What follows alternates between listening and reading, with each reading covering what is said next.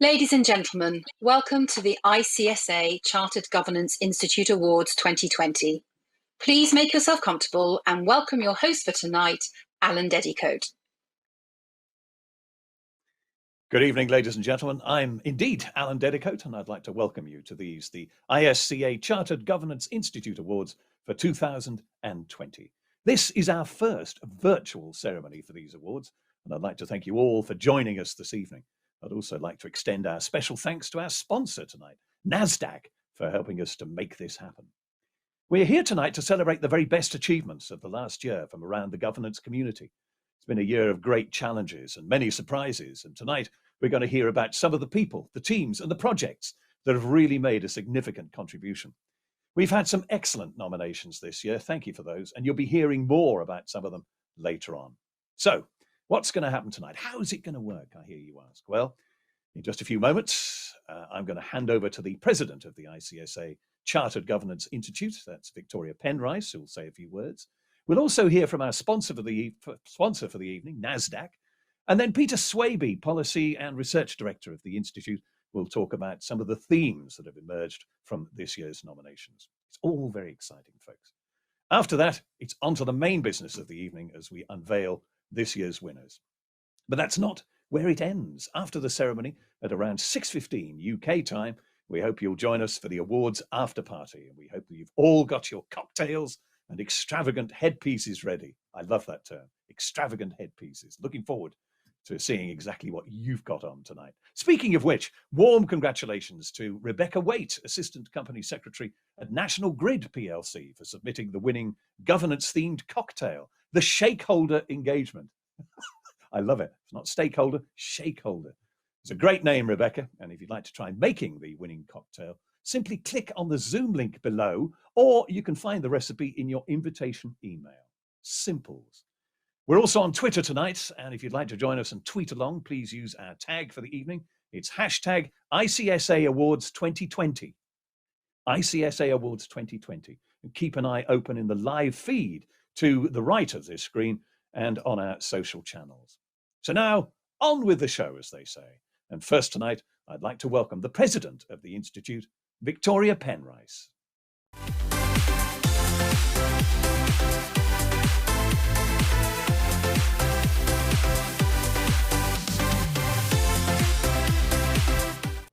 Good evening, ladies and gentlemen. My name is Victoria Penrice, and I am president of the ICSA, the Chartered Governance Institute, and I am delighted to welcome you to our annual awards ceremony. It is a little bit different this time, but I'm really pleased that so many of you have joined us this year. Although we are unable to meet in person today, we are all aware of some good news on the vaccine progress that may enable us to have a gala reunion next year. Let's just watch this space. I think it's important to remember that this year, in the words of many a football manager worth his or indeed her salt, has been a game of two halves. We had a normal world in the months following our last ceremony, followed by a real change and challenge from March onwards. I don't believe we're in a new normal.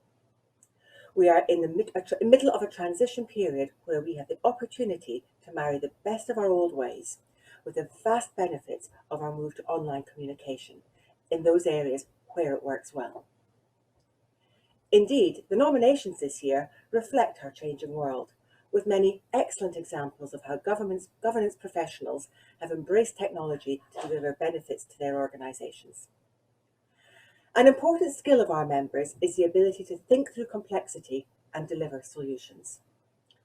Often, the measure of our success is that others around us remain unaware of the problems we solve, and this year, more than ever, we have had to be creative to deliver solutions. And we have done so. In a world where we could no longer have face-to-face contact, organisations have continued to hold board and committee meetings, induct new directors, and hold interactive virtual annual general meetings. Just a few examples, but each a credit to the creativity and resilience of our profession and the people who work in it. Because our achievements often go unnoticed, it is really important that we take time out to celebrate good practice and applaud the people who go above and beyond to create success. I have been privileged to be involved in the judging of these awards for the last 5 years. This year, I've been particularly impressed by the range of projects that our members are involved in. And a key takeaway for me has been the importance of soft skills to support our technical knowledge and allow people to build up trust within us.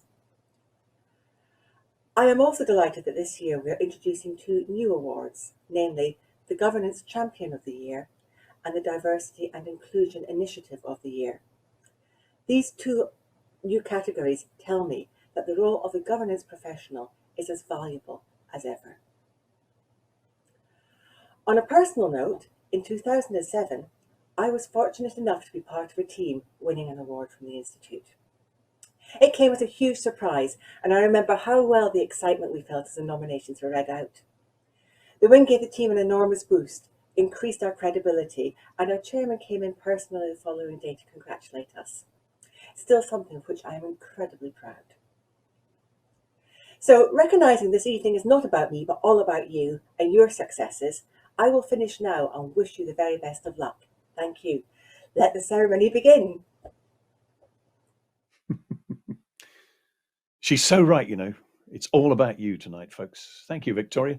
I'd now like to welcome Gabriella Hallas-Clark from NASDAQ, our sponsor.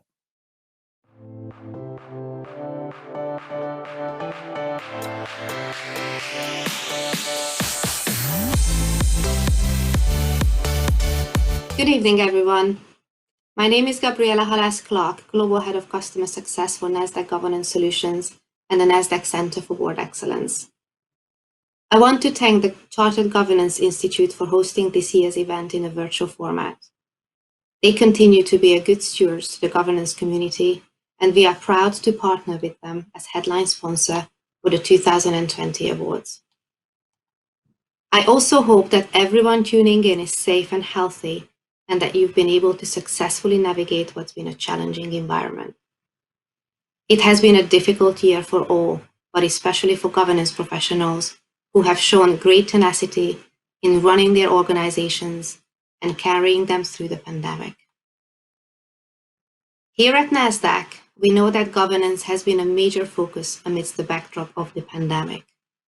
From board composition and diversity to new boardroom technologies, as we all shifted to virtual meetings, you've all had to adapt to today's new normal, while maintaining your cadence of responsibilities and still driving impactful change for your respective organizations and stakeholders.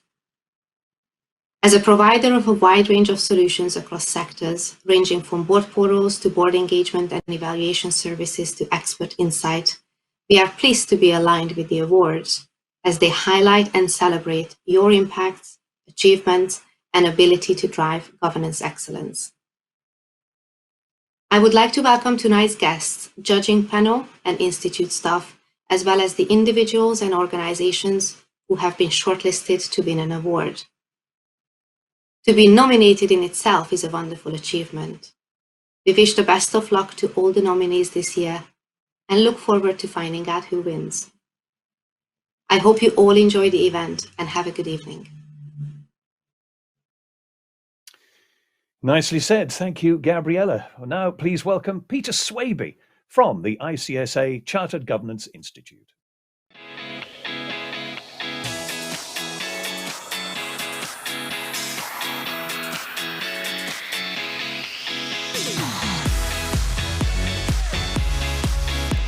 Judging the annual awards is always a challenge, but that is because it is such an interesting, rewarding, and, not to put too fine a point on it, enjoyable task.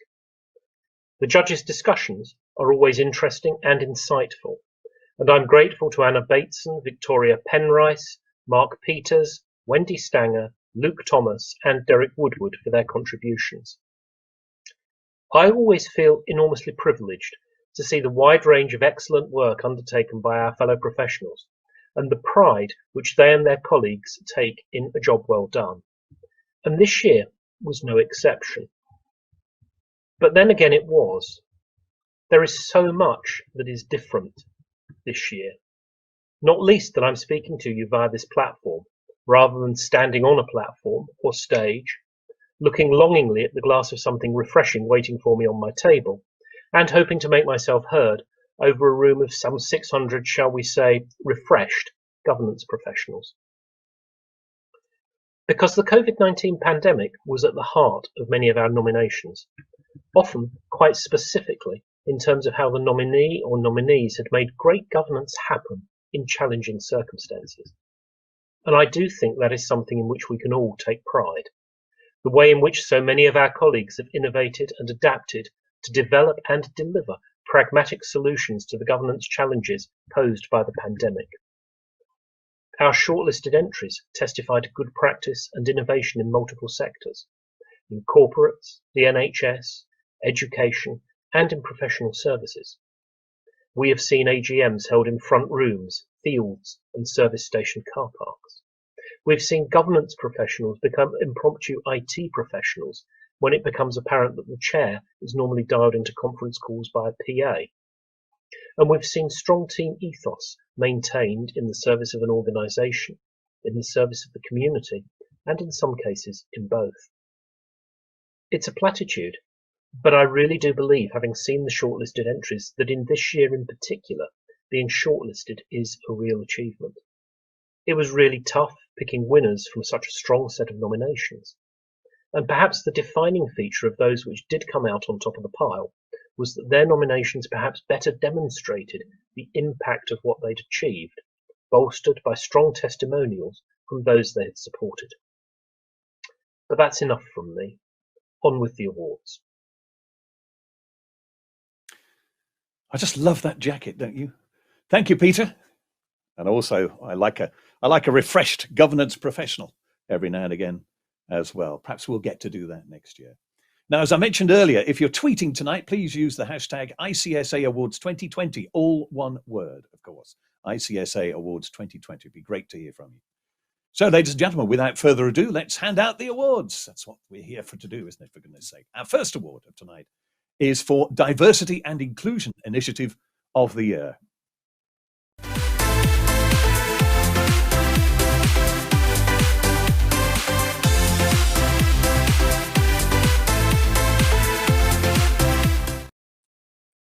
Now, this is the first of our new awards this year, and it recognises those initiatives which are designed to boost diversity and inclusion, not just in the governance sphere itself, but around the organisation and in its interactions with customers, investors, and other stakeholders. The judges were looking not just for positive stories, but evidence of initiatives that had a demonstrable impact on diversity in the nominees' workplace. And talking of the nominees, here they are.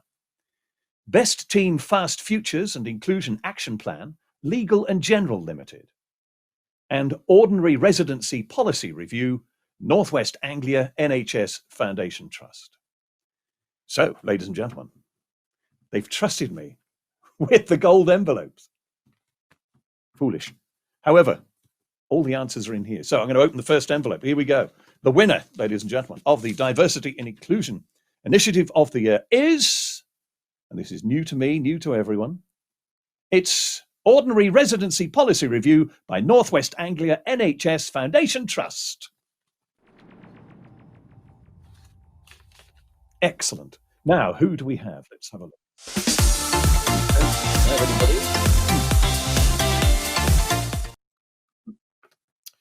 We were going to aiming to talk tonight to as many of the winners as possible, but not on this occasion. So if you are waiting for us and expecting a call from us, we're moving on because we're busy people. We've got things to do, places to go. Come on. We move on. Next up is the award for Governance Project of the Year.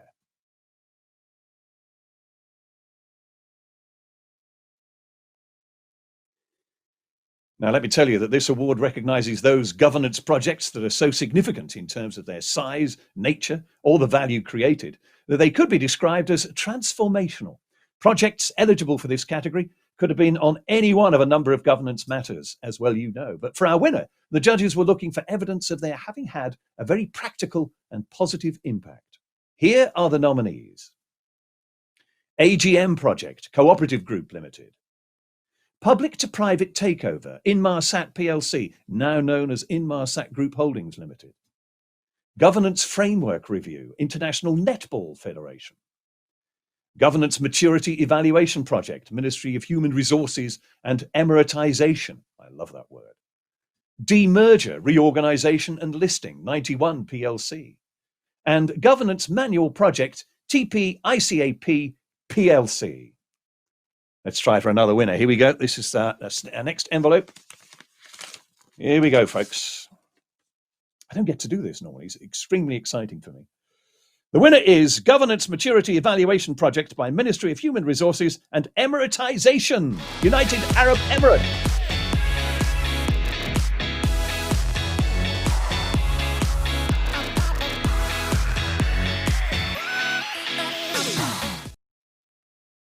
Well done to you.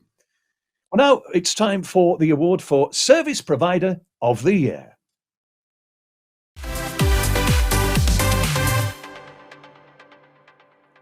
This award recognises those individuals or companies that provide company secretarial or governance services to other organisations and who've gone significantly beyond basic service levels. The judges were looking for ways the nominee had gone above and beyond their contractual obligations to the client and the value they've created as a result. Here are the nominees for you. Beyond Governance Limited, Company Matters, and Tapestry Compliance Limited. Well, those are the three in the running. The winner of the award, ladies and gentlemen, says he reaching, getting through this very quickly at this rate. Another envelope, everybody. Here we go. He opens it up. Service Provider of the Year. The winner is, oh, they'll love this, Tapestry Compliance.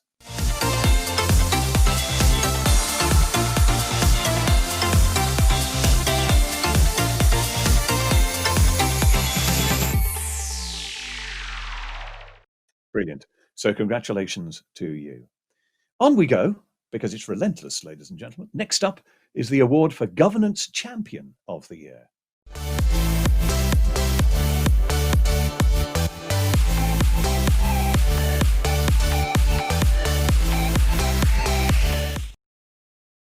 Now, this is our second new category. This award recognises those people who may demonstrate a variety of qualities. They may be visionaries, people who open doors.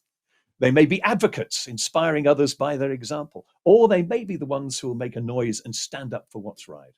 The judges were looking for nominees who made a significant and very positive impact in the governance arena. We have 6 nominees for this one, folks. Julian Baddeley, Deputy Group Company Secretary and Corporate Counsel, Aviva PLC. Fiona Chalk, Governance Consultant and Trainer, Governance 4FE.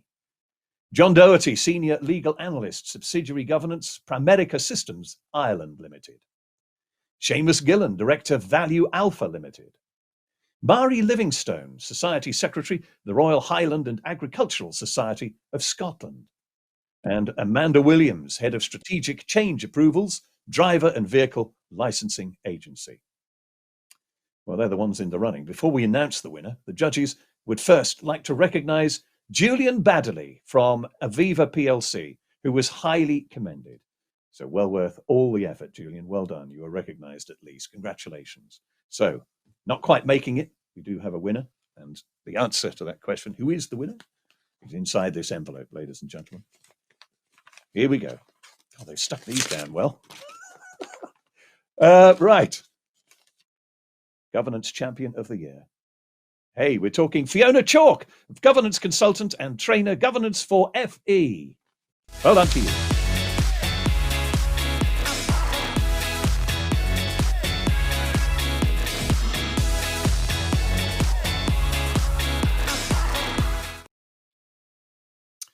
Good, good, good. Lots to see, lots of people winning. We like all that sort of stuff, don't we? Our next award is for the one to watch. Now, this recognising the rising stars of governance, the people of the future, if you like. These are the people who, even with just a few years' service behind them, are already making a substantial contribution. The judges were looking for nominees who made a significant and positive impact in the organisations for which they work, the people who are destined to get to the top of the profession. Let's take a look at the nominees first. Nabil Jamshed, Consultant, Good Governance Institute. Tom Mitten, partner, The Value Circle LLP. I'm getting so excited. Francesca Fossi, Company Secretary, TMF Group Limited. And Louise Robinson, Manager, Macquarie Infrastructure and Real Assets Limited. Now, this year, this is the exciting bit, we don't have one to watch, folks. There are 2. I'm delighted to say we have 2 winners in this category. This never happens to me normally. Here we go. Let's have a look. I've got 2 envelopes here. They are numbered just for I can tell you people are into governance because you're just making sure everything goes according to plan here. 5A and 5B are the envelopes I've got to open. Some of you have worked with me before, I'm sure of it. So the first one to watch, people of the future, ladies and gentlemen. First joint winner is Francesca Fossi, Company Secretary, TMF Group. Well done to you. Well done, Francesca. You're our first one. And then in 5B, I shouldn't really show you the workings of all this, but we're in a pandemic. I can do what I like. The one to watch, second one for you, joint winner. Hey, it's Louise Robinson, manager at Macquarie. So well done to you. Well done to Francesca and to Louise. You are our ones to watch this year. Keep an eye on them, ladies and gentlemen. Don't upset them, whatever you do. Because what happens with those people of the future, I find, is that a lift door opens at some point in the future, and there they are in another organisation that you happen to have joined. So yeah, keep an eye on them. It's good. It's good. We should always carry on for the looking at the future. That's what it's all about. Great pleasure for me to be here with you tonight, ladies and gentlemen. Thank you very much indeed for inviting me. I could do it because it's on a Thursday. Friday, of course, we're rehearsing for Strictly Come Dancing, which will be going on Saturday. And so it just something nice and something different to do before I go into for all the sequins and stuff tomorrow. We'll have a chat about that later, perhaps later at the after party. Ask me who I think is going to win.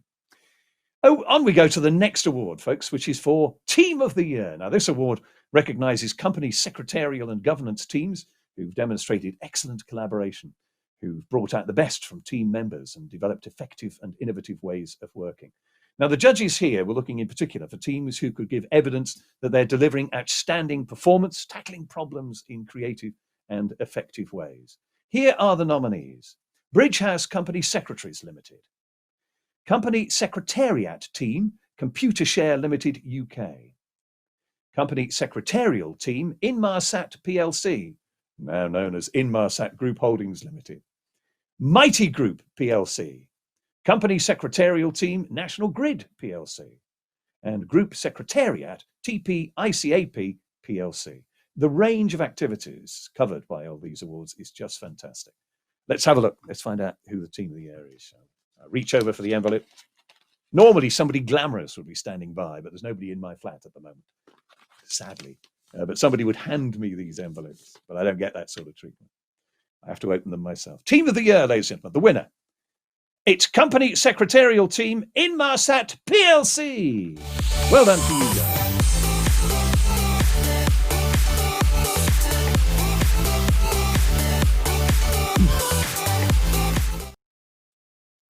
Brilliant. Well done, Inmarsat. We're almost there, folks. This is our penultimate award now, the Company Secretary of the Year Award. Now, this award recognises...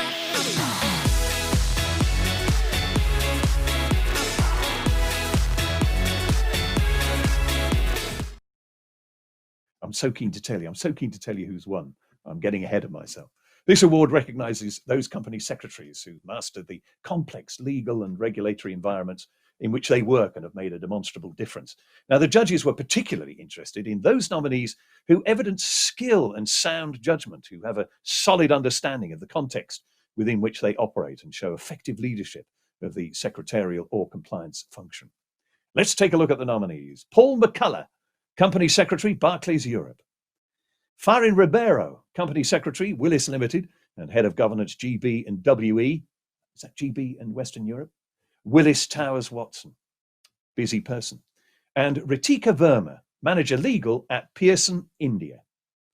And ladies and gentlemen, I can tell you, with the aid of this little envelope here, that the winner is... Oh, it's very exciting. Here we go. Company Secretary of the Year is... Yes, you've done it. Paul McCullough, Company Secretary, Barclays Europe. Congratulations to you.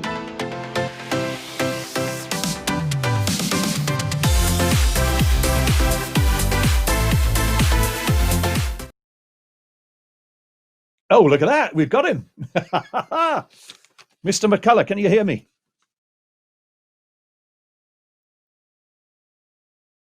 No, I can't hear you, unfortunately.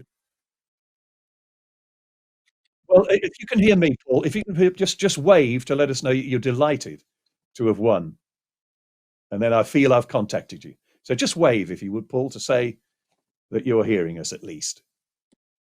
Okay. All right, not to worry, not to worry. It was worth a try, folks. I live life dangerously. I always have done, and I always will. So there we are. That was very good, wasn't it? Now I said that was the penultimate one. Incredibly, ladies and gentlemen, it is now time for our final award, our Governance Professional Award. And to present this one, would you please welcome our sponsor from NASDAQ. Ladies and gentlemen, an all-round good guy. It's William Coe. William, you're with me, aren't you? I am, Alan. Thank you. So this award recognizes those individuals who have made a positive and sustained contribution, who have gone above and beyond to encourage, support, or lead the adoption of effective governance. They may have built powerful relationships with stakeholders, or taken on a high-profile project, or demonstrated effective leadership. The judges were looking for a winner who can demonstrate an impressive range of achievements during the year. The nominees are Valerie Andre, Regional Governance Manager, Western Europe for Willis Towers Watson. Paul Denton, Deputy Company Secretary, Northwest Anglia NHS Trust Foundation Trust. Ibieso, Director, Bridge House Company Secretaries Limited. Gilbert George, Director of Corporate Governance, Trust Secretary for Black Country Healthcare NHS Foundation Trust. And Fatima Almini, Head of Governance and Compliance, Ministry of Human Resources and Emeritisation. And the winner is Paul Denton, Deputy Company Secretary, Northwest Anglia NHS Foundation Trust.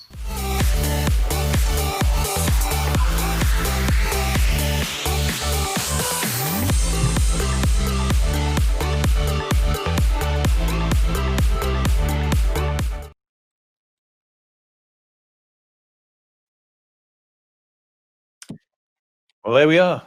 Thank you, William. William, I imagine, because being from NASDAQ, I assume he's going to be in New York or Hong Kong or somewhere like that. He's actually in East London, folks. That's the sort of world we're in these days. You can be anywhere, and at the moment, Will is in East London. Whew. Well, that's it. It's been interesting. Congratulations to all of those people who've won awards tonight. We got there in the end. That's what it's all about. And as promised, we'd also like to announce the winner of tonight's prize draw for that £50 Amazon voucher. And let me tell you, ladies and gentlemen, that it's someone who was a nominee earlier tonight. It is, in fact, Ritika Verma from Pearson, India. You've done it. Well done, you. Well done, Ritika. And we'll call you tomorrow. We'll call you tomorrow and sort out the business of how we get that prize to you. But it's a £50 Amazon voucher. A lot of people are going to be spending on Amazon in the run-up to Christmas.